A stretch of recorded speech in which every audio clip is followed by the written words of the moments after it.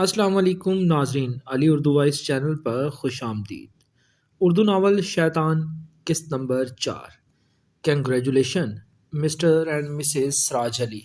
वकील गर्मजोशी के साथ सराज से हाथ मिलाते हुए बोला, मैं कल ही कोर्ट में आपकी मैरिज रजिस्टर करवा दूंगा।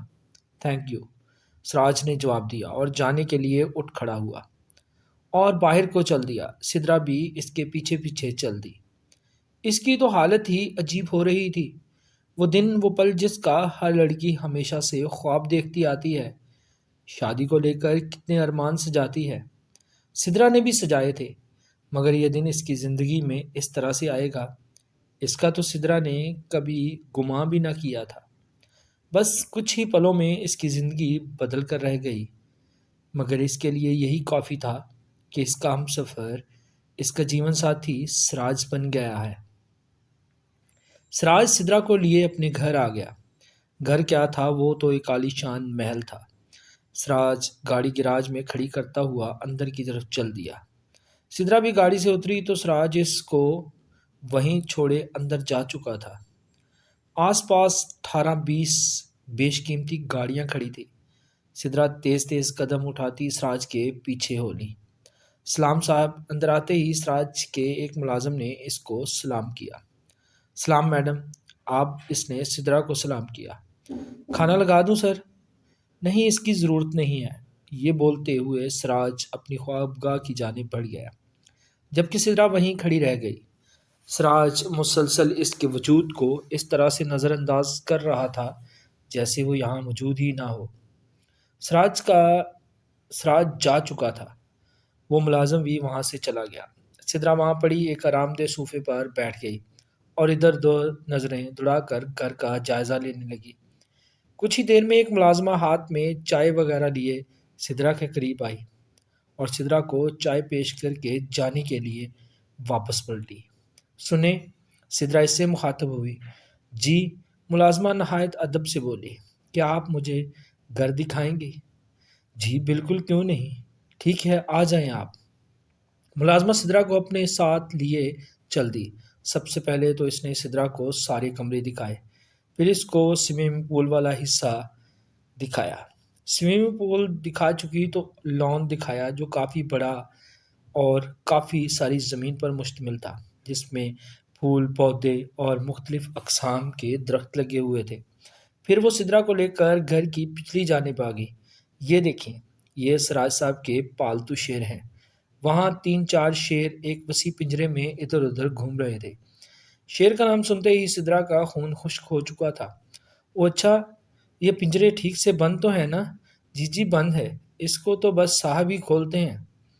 मतलब इन शेरों को पिंजरे से बाहर निकाल देते हैं और वही इनको बस सुधारते हैं। सिद्रा ने हैरत आंख गेज अंदाज में आंखें फैलाई, जिस पर मुलाजमा को इसकी मासूमियत पर बेसाख्ता हंसी आ गई। हाँ जी, बाहर निकाल देते हैं और कभी कभी बाहर घुमाने भी ले जाते हैं। साहिब को बहुत प्यार है इनसे और यह शेर भी उनसे बहुत प्यार करते हैं। वो सो स्वीट, सिद्रा बोली। इसके अलावा सराय साहब के पास एक बाज भी है। जानवरों से बहुत प्यार करते हैं सराय साहब। जी। देख लिया आपने घर? हाँ, इस तरफ साहब का जिम है। मुलाजमा ज़रा दूर इशारा करते हुए बोली। आपका नाम क्या है? जी मेरा नाम रज़िया है। अच्छा रज़िया बाजी, इनके घर में और कौन कौन है?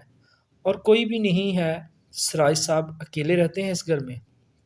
ठीक है, सिद्रा ने मुस्कुराकर जवाब दिया और वो दोनों वापस अंदर चली गई। सिद्रा चाय पीने लगी और मुलाजमा बोरचे खाने की तरफ बढ़ गई। सिद्रा चाय पी चुकी, वो किसी गहरी सोच में डूबी हुई थी। ये कैसी रुखसती थी मेरी। सिद्रा तकलीफ की शिद्दत से मुस्कुरा उठी। सॉरी अम्मी, मुझे माफ़ कर देना, और नुमान तुम भी। ये बोलते हुए वो रो पड़ी और यूं ही न जाने कितनी ही देर वो रोती रही। रोते रोते सिद्रा की आंख लग गई और वो वहीं सोफे पर ही लेटी सो गई। सिद्रा उठो।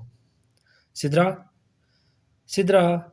सिराज की आवाज़ पर सिद्रा नदी नींद से बेदार हुई। वो आंखें मलती हुई उठ बैठी। सिराज सामने पड़े दूसरे सोफे पर पांव फैलाए बैठा था। इस वक्त इसने सिर्फ जीन्स पहन रखी थी। वो अभी अभी जिम करके आया था। सिद्रा सराज को इस हालत में देखकर बेचैनी सी महसूस करने लगी। सिद्रा की नज़रें इसके सिक्स पैक से होती हुई इसके बाजुओं पर बने टैटू पर पड़ी, तो वो बगौर इसको देखने लगी। इसकी नज़रें अब सिराज की नज़रों से टकराई, जो इसी की तरफ देख रहा था, तो सिद्रा ने शर्म से अपनी आंखें झुका ली। इसकी इस अदा ने सीधा सिराज के दिल पर वार किया। मैं सो गई थी। सॉरी सिराज। सिराज ने इसके सवाल का कोई जवाब न दिया और यकटक इसे देखता रहा। तो वो कंफ्यूज सी होने लगी और सिराज सोफे की पिच से टेक लगाकर आराम से बैठ गया। जाओ मेरे लिए जूस लेकर आओ। जी जी कहकर वो उठी और जूस लेने के लिए चली गई। जूस लेकर आओ। बीवी हो ना मेरी, तो अपने शौहर की खिदमत नहीं करोगी? वो अब अपने दोनों पैर सामने पड़े कांच की मेज पर रखते हुए बोला और सिद्रा उठकर बुआची खाने की तरफ बढ़ गई। और कुछ ही देर में वो जूस हाथ में लिए सिराज के पास आई और जूस का गिलास इसके सामने पेश किया। सिराज ने इसकी तरफ देखा, फिर बजाय जूस पकड़ने के अपना मोबाइल फ़ोन उठाते हुए इसमें मगन हो गया। सिद्रा जूस मेज़ पर रख सकती थी, मगर इसने ऐसा न किया। वो जूस हाथ में ही लिए खड़ी रही। काफ़ी देर गुजर गई। सिराज, जूस ले ले। सिराज इसकी आवाज़ अनसुनी करते हुए मोबाइल एक तरफ रखते हुए अब अपनी आंखें बंद करके अपनी गर्दन सोफे पर टिकाए लेटा गया। और फिर पूरे 20 मिनट गुजर जाने के बाद सिराज ने सिद्रा के हाथ से जूस का ग्लास ले लिया और जूस पीने लगा। सिराज, सिद्रा बोली। हाँ, सिराज ने इसकी तरफ बिना देखे ही कहा। मैं सोच रही हूँ एक दफ़ा अपने घर से हो आऊँ, अम्मी को भी तसल्ली हो जाएगी और मैं अपना बॉक्स वगैरह भी ले आऊँगी। वो अपनी बात मुकम्मल करने के बाद सिराज की तरफ सवालिया नज़रों से देखने लगी। पहली बात, तुम्हारा घर, मतलब तुम्हारा घर तो ये है, और दूसरी बात कि बॉक्स को क्या करना है तुमने? क्या करना है मतलब? पढ़ना है। सिद्रा की बात पर सिराज ने एक ज़ोरदार कहका लगाया। पढ़ाई हो गई ख़त्म तुम्हारी अब। तुम कॉलेज नहीं जाओगी। इस घर से भी अब तुम्हारा तल्लक हमेशा हमेशा के लिए ख़त्म समझो। मेरी बीवी बनी हो तो मेरे मुताबिक ही रहना होगा अब तुम्हें। वो संजीदगी से बोला, जबकि सिद्रा इसका बदलता रवैया देखकर शदीद हैरान थी। इसको यकीन ही नहीं हो रहा था कि ये वही मेहरबान सा सिराज है। सिराज, बाकी आप जो कहेंगे मैं मान लूँगी, मगर अम्मी को इन्फॉर्म करने दें प्लीज़। वो बहुत परेशान होगी। मैं उनको बताए बगैर घर से निकली थी। तो प्लीज़ होती रहे, वो मेरा मैटर नहीं। ये सब तो तुम्हें मुझसे शादी करने से पहले सोचना चाहिए था। जब तुम घर से निकली थी तुम्हें ये बात उस वक्त सोचनी चाहिए थी। वो लापरवाही से बोला और उठकर कमरे की तरफ चल दिया, जबकि सिद्रा की आंखें नम हो गई। अम्मी हौसला रखें, मिल जाएंगी। सिद्रा आखिर गई कहाँ होगी? आप ऐसे रोएंगी तो फिर आपकी तबीयत बिगड़ जाएगी। काशिफ अपनी रोती माँ को दिलासा देते बोला, जिनका सिद्रा की गुमशुदगी को लेकर रो रो कर बुरा हाल था। अरे ऐसे कैसे न रोऊं मैं? पता नहीं कहाँ चली गई है मेरी बच्ची। इस वक्त किस हाल में होगी? रात के 10 बज गए हैं। नासरा शमीम रोते हुए बोली, मुझे तो पहले ही शक था कि किसी से चक्कर चल रहा है इसका। भाग गई होगी अपने यार के साथ। सिद्रा की भाभी हुमा ने उतराते हुए मुंह से जहर उगला। हुमा, कुछ तो लिहाज करो यहाँ। हम कितने परेशान हैं और तुम क्या बकवास कर रही हो? काशिफ गुस्से से बोला। हाँ हाँ, मैं ही बुरी हूँ। बस वो तो महारानी है ना। खुदा के लिए चुप हो जाओ हुमा, बस करो। तुम दोनों यहाँ, मेरी बच्ची लापता है और तुम दोनों को इन बेकार बातों की पड़ी है। बेटा काशिफ, तू जा ना, इसकी दोस्तों से पता कर। कुछ पता चलेगा मेरी बच्ची को, और जल्दी से जाके उसको ले आ। जी अम्मी, आप ये पानी पिए और रिलैक्स हो जाएं। काशिफ पानी का गिलास आगे बढ़ाते हुए बोला, जिसको नासरा शमीम ने इसके हाथ से ले लिया और घटाघट पानी पी गई। कासम ने किसी तरह सजा बुझा कर अपनी अम्मी को लटा दिया। इनको लिहाफ ओढ़ते हुए बत्ती बुझाकर खुद कमरे से निकल आया। सिद्रा सिराज की ख्वाबगाह में आई थी। सिराज अभी अभी कहीं बाहर गया था कमरा काफ़ी बड़ा था। सिद्रा की नज़र सबसे पहले पलंग की पिछली दीवार पर चिपसा सिराज की एक बड़ी सी तस्वीर पर गई, जिसमें वो सैड स्माइल दे रहा था। सिद्रा इसकी हसीन मुस्कुराहट में कहीं खो सी गई और इसके करीब जाकर बेसाख्ता तस्वीर में मौजूद सिराज के गाल को चूम लिया। इसके चेहरे पर एक शोख मुस्कुराहट बिखर गई। इसको कमरा कुछ अजीब सा लगा था। कमरे की एक दीवार पर बिल्कुल काले रंग का पेंट था। सोफे भी काले ही रंग के थे और बाकी का सारा फर्नीचर भी।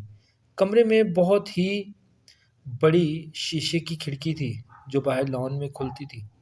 मेज पर पड़ी ट्रे सिगरेटों के राख से भरी हुई थी। अलमारी का दरवाज़ा भी थोड़ा सा खुला था। पलंग की चादर बिखरी हुई थी और साथ पड़ी मेज की दराज भी खुली हुई थी।